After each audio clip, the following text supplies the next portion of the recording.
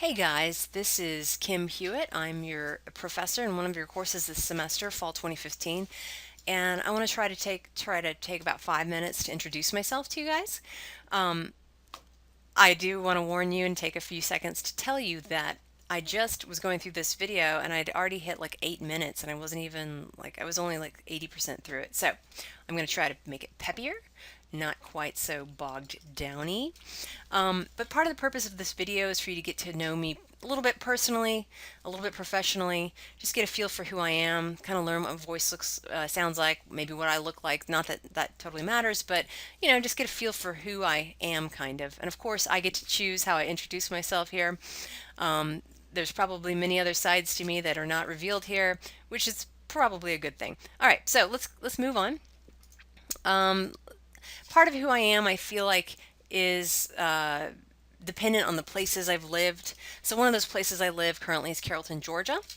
This is a picture of a hawk that my husband snapped about a year ago on his walk to campus because we live kind of near campus, and in the wintertime we try to walk when it's nice and cool outside. And I just love this shot of this hawk. So Carrollton is part of who I am. Another part of who I am, big part, is Corpus Christi, Texas. That's down in South Texas. Beautiful, interesting place. If you've never been there. Now, a lot of people that are from that area, of course, they're kind of jaded and maybe they view it as sort of an armpit of Texas kind of thing because there's lots of oil refineries in Corpus Christi. There's lots of industry. It's not just some glittering, beach town kind of thing. But it's got a lot of beauty, as you can see from this picture. This was taken back in Christmas of last year. Those are my two kids. Being forced to behave like children of yesteryear.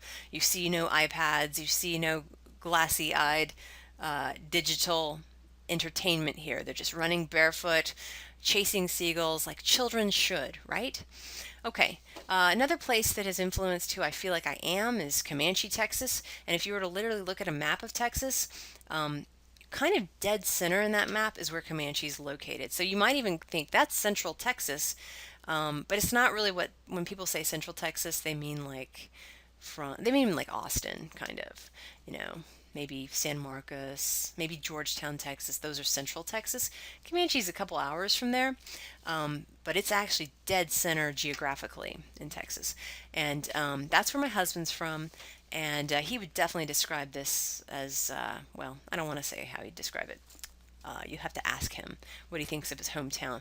But I took this picture of these longhorn cattle on a walk around the town because when I go visit, I like to take like a 2 hour walk around the town and kind of catch up on how things are doing around town.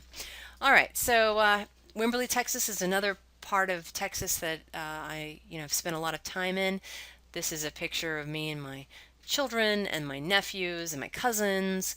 We were playing a game to keep the kids entertained on a long walk. Last Christmas, we didn't want them to like jump into the creek, which is kind of in the back, but behind the person taking this picture.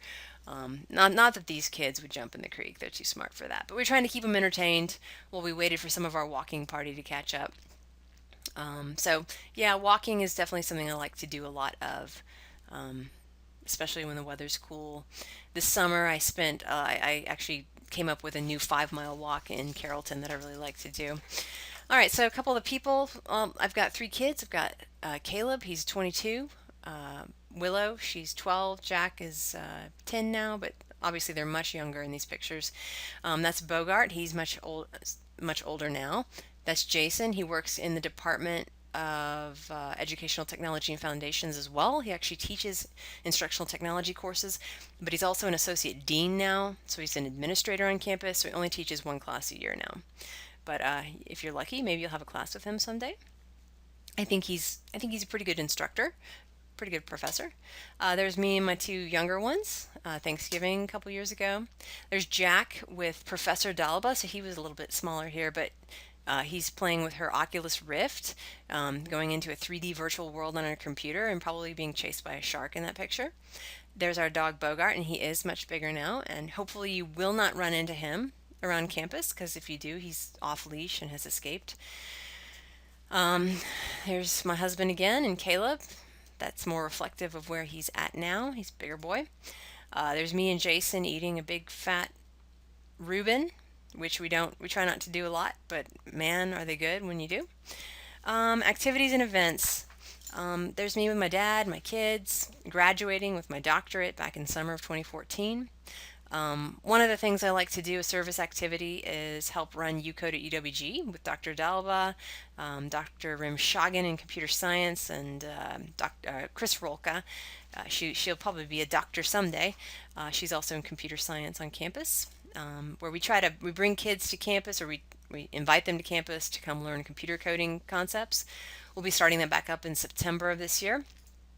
I love peanut butter. My background is English and Spanish at the undergraduate level, secondary education in my master's program, and EDS and instructional technology from UWG. So I have a lot of understanding, and I care about the program. I want the program to be good. I want that program that I have a degree in to continue to be good. I feel like it was good when I went through it. I want it to stay good. So I'm a person who I feel like I'm kind of a guardian of the program in a way that's maybe different from other faculty.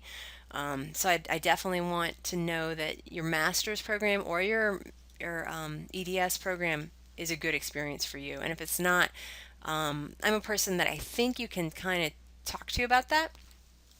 I mean, if there's something you want to share with me, feel free to drop me a note this semester or later on, because it's something I want to work on as I become more involved as an assistant professor in the program. Because up to this point, I've been an instructor, so I've taught undergrads.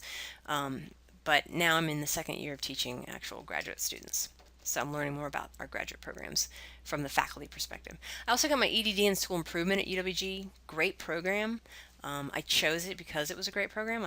I was looking at other ones next to it, like Boise State has a really great online instructional technology program. Georgia State's got an instructional technology program. There are a lot of different options that I had, but I chose this one intentionally because it had shaped up into the kind of program I wanted it to be.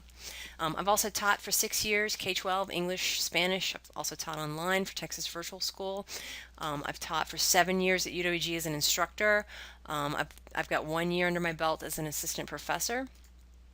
In terms of, I'm not going to go over this too much, but in terms of research, my most recent research activities have dealt with teacher professional development.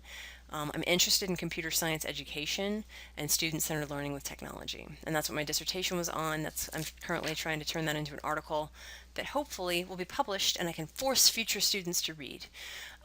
Just kidding. All right, so service, I've already talked to you a little bit about that. I'm trying to get through this, taking too long here like I do. But you know what? Sometimes it takes time to kind of introduce yourself and meet people, right? And if it's important, it's worth taking the time, perhaps. I'm certified as in 6 through 12 English and language arts, 6 through 12 Spanish, and early childhood through 12th grade technology applications. That's a Texas certification. I maintain those certifications. They're important to me because I always believe I could go back to the classroom. And I worked hard on those and I value that. So I keep those up. I'm also totally Quality Matters certified in the higher ed realm. There's Quality Matters, you can be certified at the K-12 level or the higher ed level. And they're very similar, I think, the way they train you to design online courses. But I'm really proud of that. That's something I did last year, 2014, 2015. And so I'm slowly trying to get my courses sort of Quality Matters up to Quality Matters spec.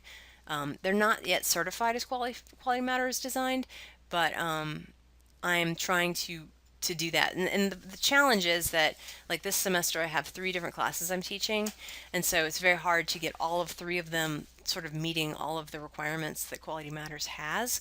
But but for the most part, I'd say that you have to meet it at the 85% level, and I'm probably at the 80% level, just to give myself a quick assessment. And I think I do the most important things well.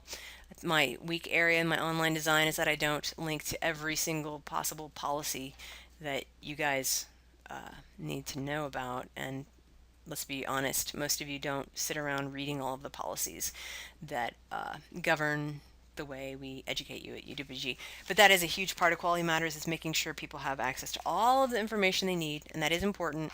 And so that's what I'm working on. If this semester you feel like there's something missing, there's some policy that you may need clarification on, let me know, because I need to chase all those down anyway. I want to make sure you have all the information you need. I'm planning on getting my IT certification, which is something you can get through the EDS and master's programs. I just need to throw together a portfolio and submit it to an institution. I won't name which one I'm probably going to go with, but it's something I'll work on because I think that'd be cool to have that as well. Nice feather in my cap. All right, pet the sharks. This is a really dumb mnemonic. I think it's called a mnemonic device. A dumb device that I came up with long ago. And this is just a couple tips about your online courses. This is just general guidelines. This is kind of what I recommend my students do. Other professors may come up with a little bit different guidelines, but I think they would all kind of agree on most of these. But when you're learning online, it's really good if you sign in to your online course at least 4 days per week. And if you're taking more than one course, this really helps you out. So you can get news feed updates from your professor. You can read discussion posts from classmates, and you might see announcements about assignments that have changed, because sometimes professors have to lighten the load. They have to make changes in the course. The course is not totally set in stone.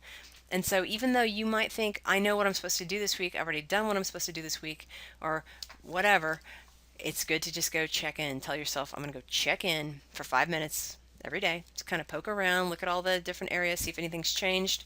And also just kind of stay hot for the course. I know that sounds weird, but things like online courses or novels you're writing or whatever project you're doing can get cold. And when you get cold for it, you stop working on it. It stops becoming important. So you want to stay hot for your online classes. So you can tell everybody that you're trying to stay hot for your online classes. So that's part of why you should sign in 4 days per week. And the same goes for me. If I'm not going in there 4 days a week, then there's something wrong with what I'm doing as well. I want you to help each other.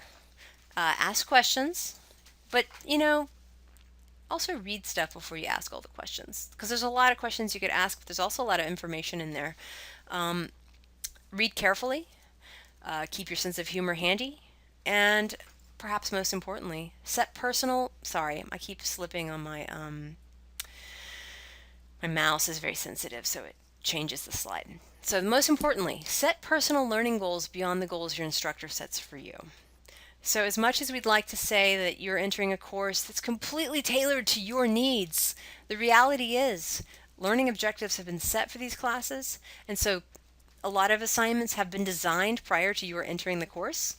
And while you're going through that course, you may find that you are working on something you've done before, and if that's happening, you might bring that up to your professor, whoever it is, and say, hey, can I tweak this assignment slightly to meet my needs?